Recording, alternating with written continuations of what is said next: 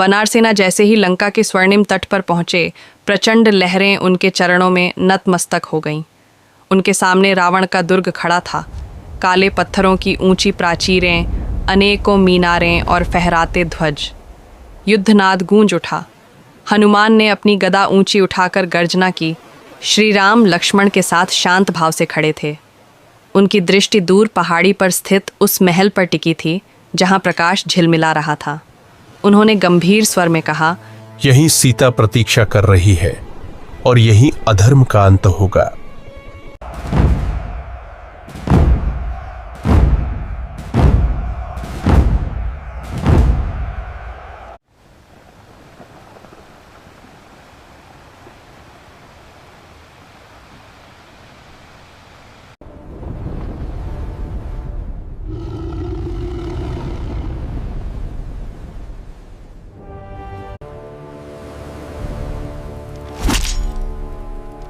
वानर सेना ने लंका के द्वारों पर धावा बोल दिया।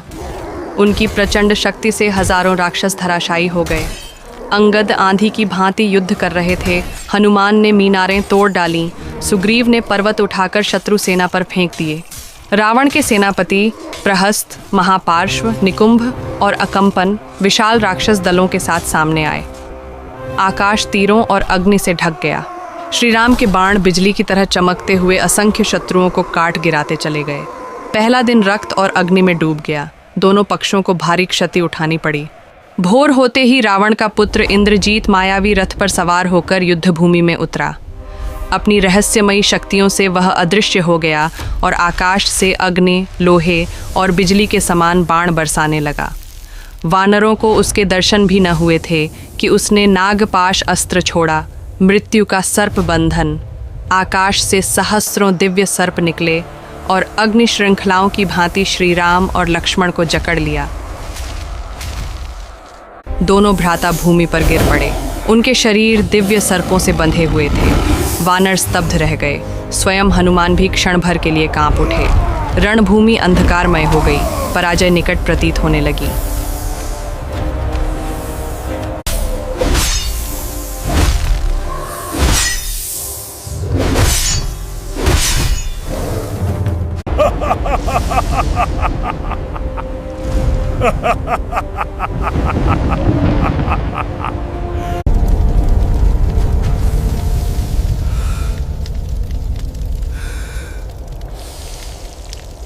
जय श्री राम, जय श्री राम, जय श्री राम।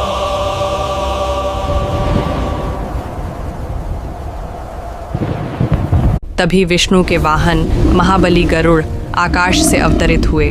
उनके पंखों से दिव्य प्रकाश फूट पड़ा। सर्प चीखते हुए भाग गए क्योंकि गरुड़ उनके शाश्वत शत्रु हैं। गरुड़ ने अपने पंखों से राम लक्ष्मण को स्पर्श किया। नागपाश टूट गया और दोनों भ्राता अविचलित सूर्य समान तेजस्वी होकर उठ खड़े हुए। वानर गर्जना करने लगे। राक्षस भयभीत होकर भाग खड़े हुए। इंद्रजीत की पहली माया भंग हो गई।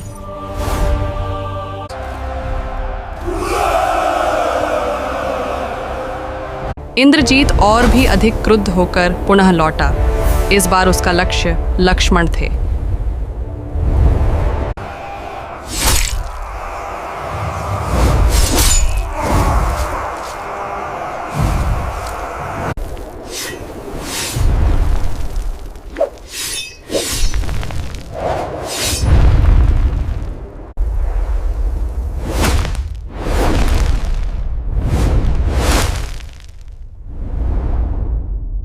भीषण युद्ध में लक्ष्मण वीरतापूर्वक लड़े, परंतु इंद्रजीत के शक्तिशाली शक्ति अस्त्र से घायल होकर मूर्छित हो गए। उनका जीवन संकट में पड़ गया। लक्ष्मण के पास बैठकर श्री राम विलाप करने लगे। यदि लक्ष्मण नहीं बचे तो मेरे लिए जीवन का क्या अर्थ? तब मेरे लिए भी मृत्यु ही श्रेष्ठ है। वानर वैद्य सुषेण ने कहा कि केवल हिमालय के द्रोणगिरी पर्वत पर मिलने वाली संजीवनी बूटी ही लक्ष्मण को बचा सकती है। तत्क्षण हनुमान आकाश में उछल पड़े।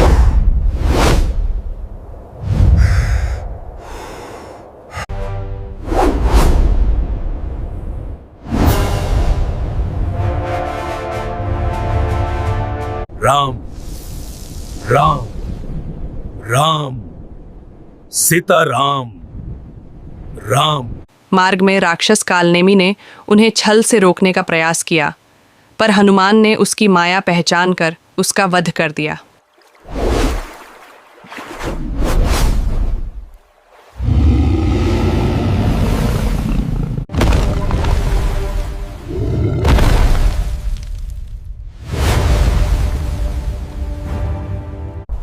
हिमालय पहुंचकर वे बूटी पहचान न सके।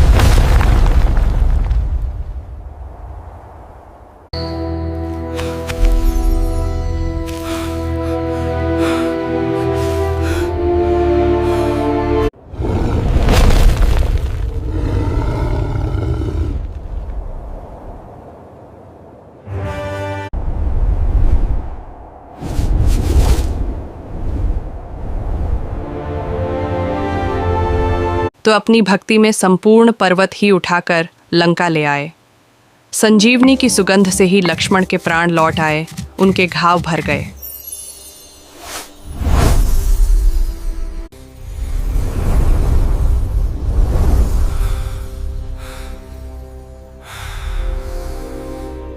वानर सेना जयकार करने लगी और श्री राम ने हनुमान को गले लगाकर उन्हें अपना सर्वश्रेष्ठ भक्त घोषित किया।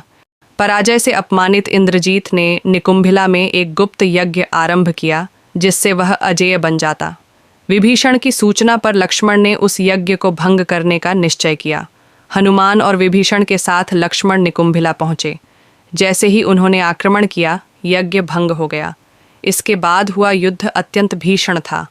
इंद्रजीत के अस्त्रों ने आकाश ढक दिया, किंतु लक्ष्मण ने दिव्य अस्त्रों से सबका प्रतिकार किया। अंततः लक्ष्मण ने इंद्रास्त्र का प्रयोग किया। वह बाण इंद्रजीत का शीश काटते हुए उसके शरीर को पृथ्वी पर गिरा गया। माया का स्वामी पराजित हुआ। रावण का क्रंदन पूरी लंका में वज्रनाद की भांति गूंज उठा। शोक में डूबे रावण ने अपने महाबली भाई कुंभकर्ण को जगाया, जिसे महीनों तक सोने का शाप था। जागते ही वह पर्वत के टूटने जैसी गर्जना करने लगा। रावण के प्रति निष्ठावान होते हुए भी उसने दुख से कहा, भाई, तुमने स्वयं विनाश को आमंत्रित किया है, फिर भी यदि आज्ञा हो तो मैं अंत तक युद्ध करूंगा। कुंभकर्ण युद्ध भूमि में प्रलय की भांति उतरा। हजारों वानरों को कुचलता, वृक्ष उखाड़ता हुआ। पृथ्वी उसके चरणों से कांप उठी। श्री राम स्वयं उसके सामने आए।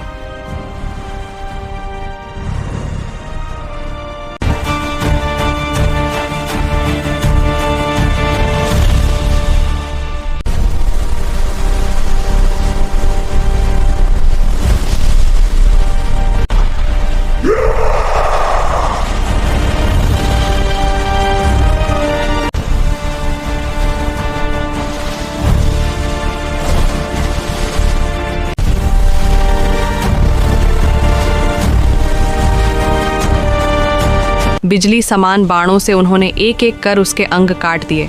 अंततः वह समुद्र में गिरते पर्वत की भांति धराशायी हो गया।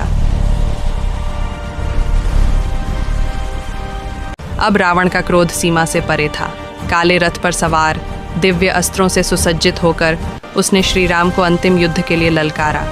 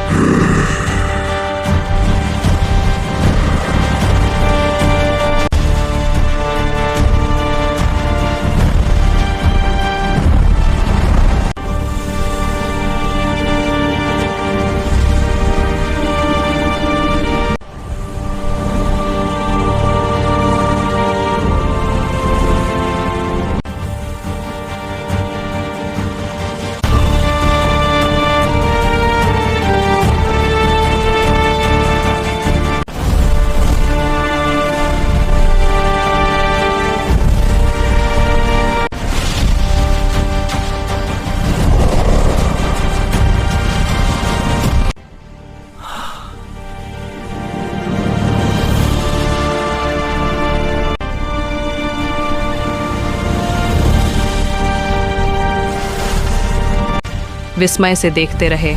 अंततः श्री राम ने विष्णु का स्मरण कर ब्रह्मास्त्र का संधान किया और उसे छोड़ दिया। दिव्य बाण रावण के हृदय में लगा। 10 सिरों वाला राजा गिर पड़ा। उसका अहंकार चूर चूर हो गया। मुकुट धूल में लुढ़क गए। वानरों का जय घोष और स्वर्गीय स्तुतियां आकाश में गूंज उठीं।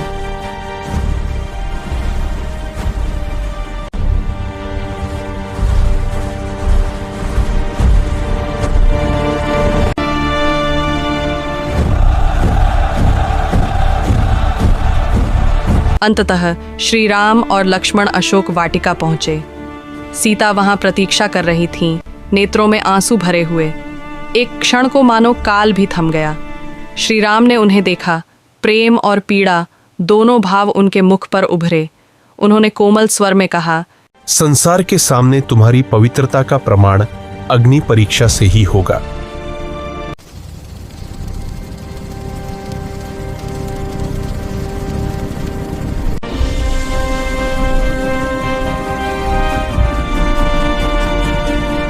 देवताओं और सेना के समक्ष सीता अग्नि में प्रविष्ट हुईं। ज्वालाएं भड़क उठीं, किंतु वे अक्षुण्ण रहीं। अग्नि के मध्य दिव्य तेज से दमकती हुई अग्निदेव स्वयं प्रकट हुए, सीता का हाथ थामे हुए।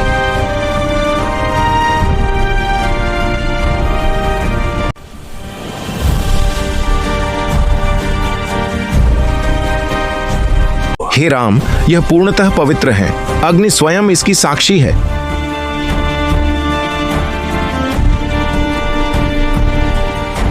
श्री राम ने नतमस्तक होकर सीता को हृदय से लगा लिया। देवताओं ने आनंद मनाया।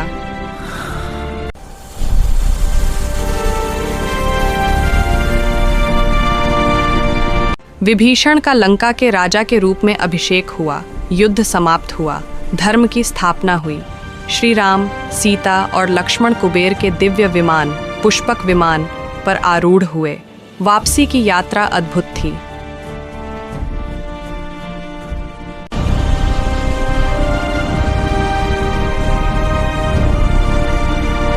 वन, नदियां और पर्वत उनके सम्मान में नतमस्तक हो गए। अयोध्या पहुंचते ही नगर आनंद से उमड़ पड़ा। भरत ने, जिन्होंने श्री राम के प्रतिनिधि के रूप में राज्य संभाला था, अपने भाई के सिर पर मुकुट रखा।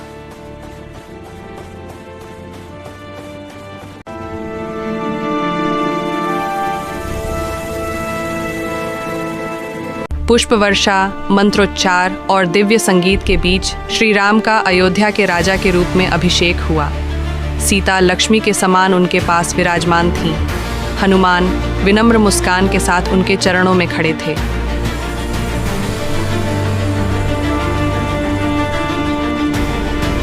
पृथ्वी पर शांति लौटी।